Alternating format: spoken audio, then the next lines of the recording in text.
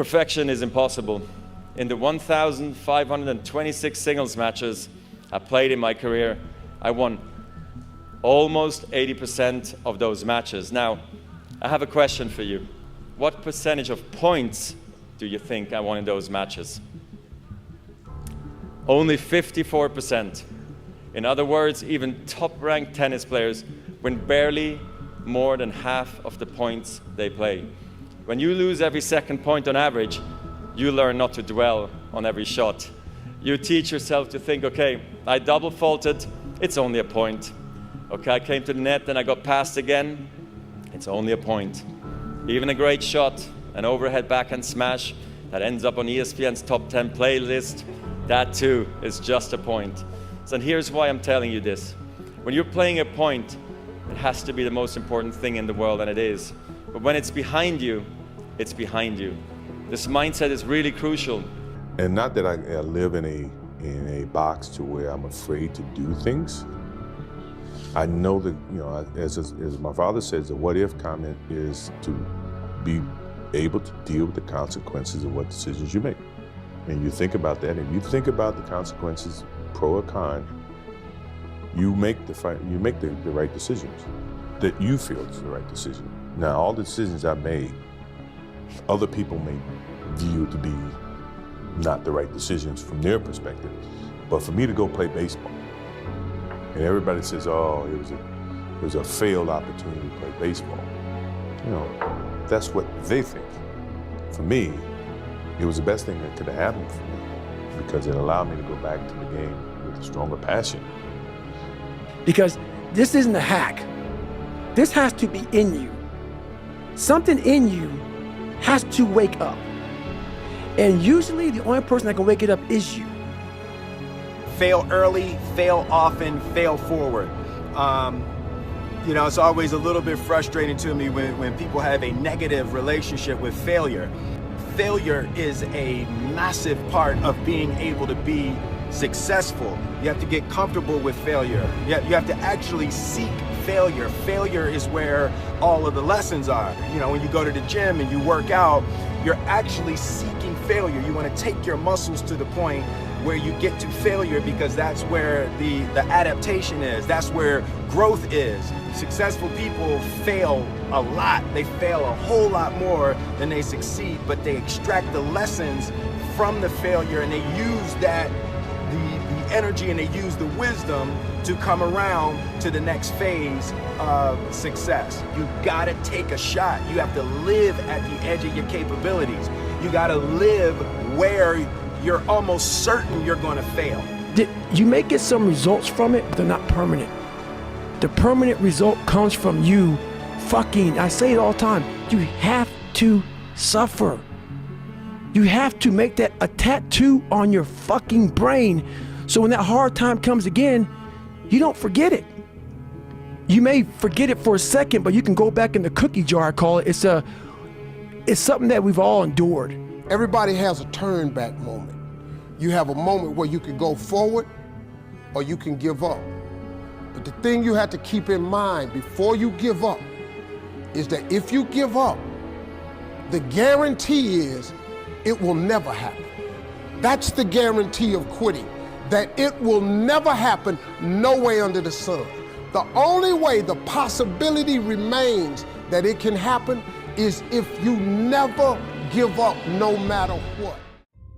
You just go out and do stuff.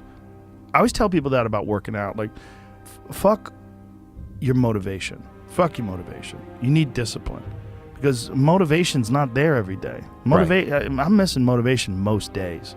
Wow, Some really? days, yeah, sometimes I got motivation.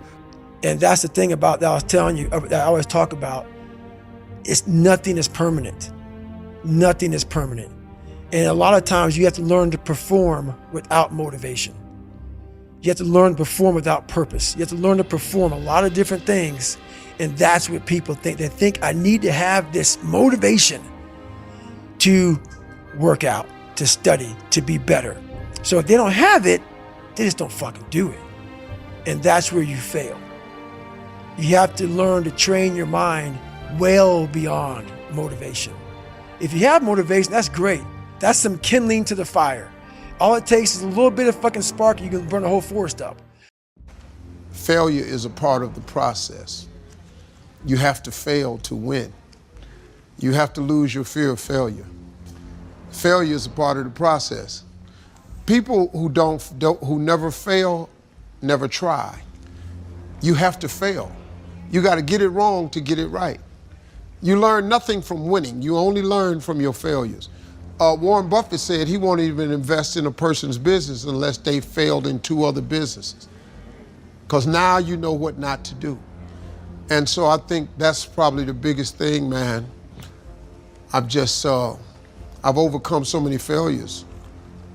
I've failed more times than I've succeeded. That's, I tell you the truth, man. It's like Michael Jordan. Michael Jordan took 949 game-winning shots. He only made 123.